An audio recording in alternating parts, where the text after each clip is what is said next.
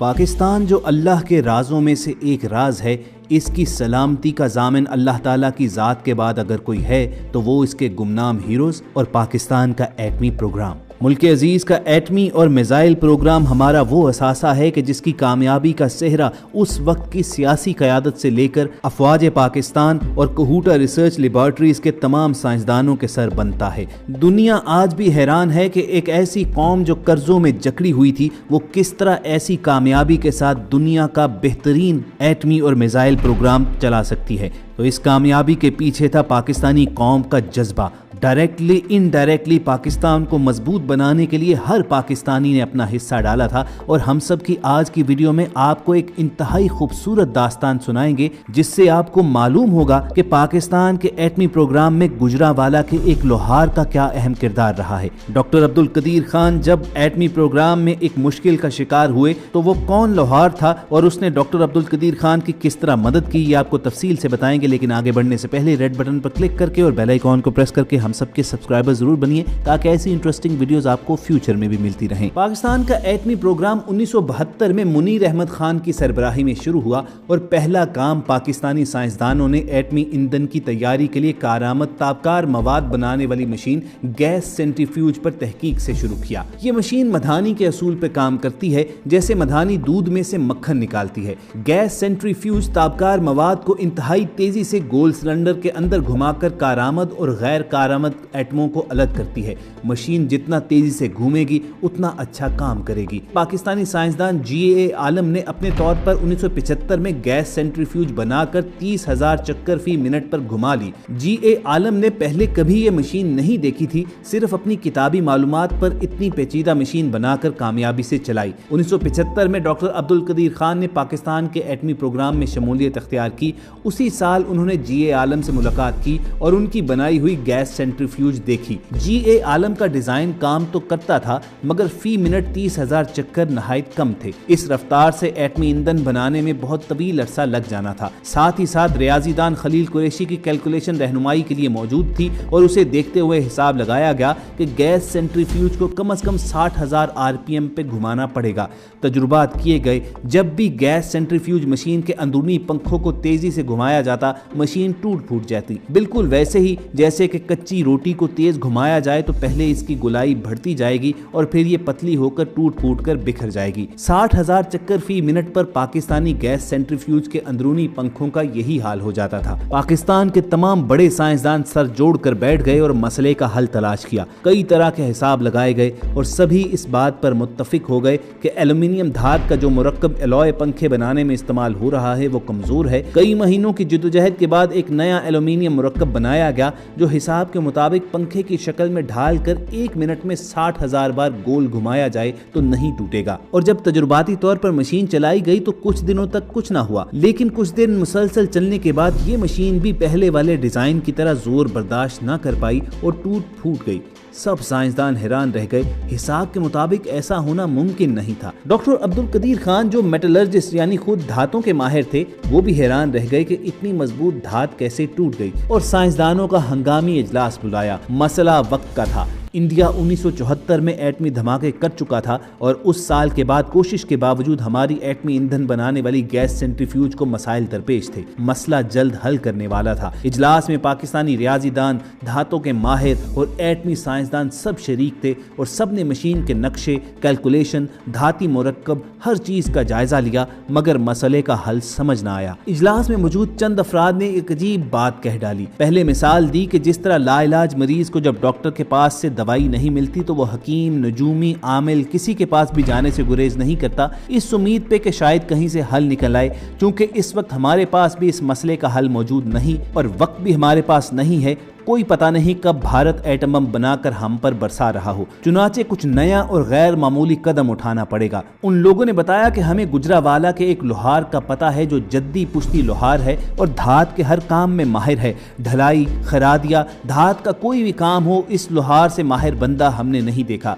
चलते हैं उसके पास, शायद वो कोई हल बताते। कुछ तजब्जुब के बाद फैसला किया गया कि राजदारी रखते हुए डॉक्टर कदीर और चंद और साइंसदान खुद लोहार के पास जाएंगे। अगले दिन डॉक्टर अब्दुल कदीर चंद और साथियों को लेकर गुजरांवाला पहुंचे। पाकिस्तान एटॉमिक एनर्जी कमीशन की गाड़ी एक पुरानी सी वर्कशॉप के सामने रुकी और अंदर एक 50-55 साल का लोहार अपनी भट्टी के पास बैठा गर्म धात के टुकड़े पर हथौड़े चला रहा था। डॉक्टर अब्दुल कदीर अपने साथियों के हमरा अंदर गए और लोहार का काम खत्म होने का इंतजार करते रहे। जब लोहार फारिग हुआ तो उसने पहला सवाल किया, भाई साहब क्या दरांतियां बनवाने आए हो? फसलों की कटाई होने वाली है, आजकल हम दरांतियां खूब बेच रहे हैं। डॉक्टर कदीर ने अपना तारुफ करवाया जो उसे बिल्कुल समझ में नहीं आया। ना तो उसे एटॉमिक एनर्जी कमीशन का पता था कि क्या चीज है और ना ही पाकिस्तान के एटमी प्रोग्राम का। कहने लगा कि भाई साहब आप मसला बताओ, बस इतनी मुझे समझ आई है कि आप कोई मशीन बनाना चाहते हो। डॉक्टर कदीर ने आसान अल्फाज में उसे समझाया कि हम एक पंखा बनाना चाहते हैं जो वजन में तो हल्का हो लेकिन बहुत तेज घूमे।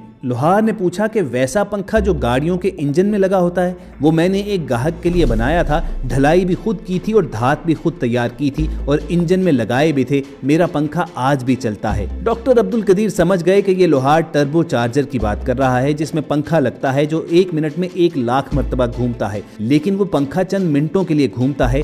गैस सेंट्रीफ्यूज के पंखे इसी रफ्तार पर कई महीने मुसलसल घूमने होते हैं। बहरहाल डॉक्टर कदीर को समझ आ गई कि ये इंसान काम जानता है। लोहार ने मजीद तफसील पूछी तो उसे बताया गया। लोहार थोड़ा सोचकर बोला, मुझे अपनी भट्टी पर ले जाओ जहां आप पंखा बनाते हो, मसला मैं वहां समझूंगा और उम्मीद है कि हल भी बताऊंगा। लोहार को उसी दिन एटॉमिक एनर्जी कमीशन की वर्कशॉप लाया गया जिधर फाउंड्री थी और धात पिघलाकर सांचों में ढालने का काम होता था। लोहार ने कहा कि उसे पहले बनाए गए पंखे दिखाए जाएं। एक नमूना उसे दिया गया। लोहार ने नमूने को गौर से देखा, फिर हथौड़ी से हल्का सा ठोका और आवाज सुनी। फिर कई बार ऐसा किया और हल्का सा मुस्कुरा दिया और कहा कि मुझे मसला समझ आ गया है। अब आप मेरे सामने एक पंखे की इसी तरह सांचे में ढलाई करें जैसे आप करते थे। शाम का वक्त हो चुका था और अमले को अपने अपने घरों को जाना था, लेकिन एटॉमिक एनर्जी कमीशन में एक लोहार को देखकर ये दिलचस्प सूरत हाल देखने के लिए अमला रुक गया और वर्कशॉप में एक छोटा सा हजूम लग गया जिसमें नए इंजीनियर भी शामिल थे और पुराने भी। धाती मुरक्कब को भट्टी में डालकर पिघलाया गया और लोहार के सामने सांचे में डाला गया। लोहार खड़ा देखता रहा, फिर बोला, मसला यह है कि आप सांचे में धात बहुत आहिस्ता डाल रहे हो ये रहा है कि सांचे में पहले जाने वाली पिघली धात ठंडी होती जा रही है और पीछे आने वाली निस्बतन गर्म धात उसके साथ जुड़ नहीं पा रही, इसीलिए आपका पंखा कमजोर बन रहा है। इसकी मिसाल ऐसे है कि मिट्टी का बर्तन बनाते वक्त कुम्हार गीली मिट्टी और खुश्क मिट्टी को मिलाकर बर्तन बनाए, मिट्टी आपस में ठीक तरह जुड़ ना पाएगी और बर्तन कमजोर बनेगा। फिर लोहार ने कहा, आप सांचे में ढलाई तेज करो, मसला हल हो जाएगा। और पंखे की टन की आवाज सुनकर ही मुझे अंदाजा हो गया था कि इसका अंदरूनी ढांचा दुरुस्त नहीं है। पिघली हुई धात को सांचे में तेजी से डालें, तमाम धात एक टेम्परेचर पर होगी और साथ ठंडी होकर आपस में मजबूत जुड़ेगी। डॉक्टर अब्दुल कदीर और वहां मौजूद तमाम इंजीनियर लोहार का तरीकाकार और महारत देखकर हैरान रह गए और बड़े एहतराम के साथ उस लोहार को वापस घर भिजवा दिया गया। धात की ढलाई की रफ्तार का नए सिरे से तायुन किया गया और फिर तेजी के साथ ढलाई से बने पंखे जब चलाए गए तो पहले 60,000 चक्कर फी मिनट पे कई दिन घुमाए गए, फिर मशीन से निकालकर लेबोरेटरी में जांचे गए। पंखे बेहतरीन शक्ल में थे और किसी किस्म के नुकसान या टूट फूट के शवाहिद ना मिले। डॉक्टर अब्दुल कदीर ने पंखे की मजबूती देखते हुए मशीन की रफ्तार और तेज करने का फैसला किया और पंखे 80,000 चक्कर फी मिनट पर घुमाए गए। फिर लेबोरेटरी में तज्जिया हुआ और 80,000 आरपीएम पे भी पंखे बगैर नुकसान के चलते रहे। यूं पाकिस्तान की पहली गैस सेंट्रीफ्यूज का हतमी नक्शा बनाकर बड़े पैमाने पर पैदावार शुरू हुई। इस मशीन का सरकारी नाम पाकिस्तान 1 या P1 रखा गया, मगर एटॉमिक एनर्जी कमीशन के चंद नौजवान इंजीनियर्स ने इस लोहार की याद में उस मशीन को बाबे की मशीन कहना शुरू कर दिया।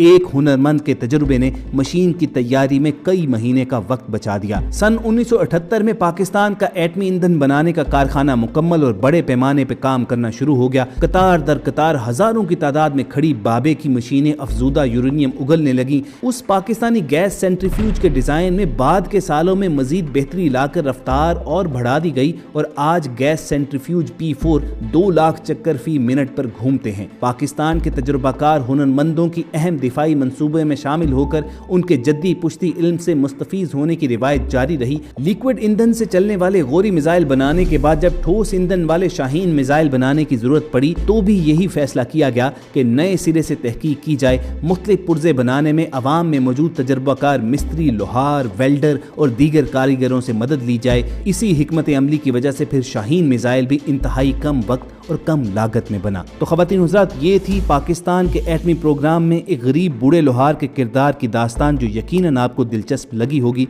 अगर ऐसी ही दिलचस्प वीडियोस फ्यूचर में हासिल करना चाहते हैं तो रेड बटन पर क्लिक करके और बेल आइकॉन को प्रेस करके हम सबके सब्सक्राइबर जरूर बनिए। बहुत जल्द आपसे दोबारा मुलाकात होगी। अपना और इर्द गिर्द के लोगों का ख्याल रखिए और हम सबके साथ जुड़े रहिए।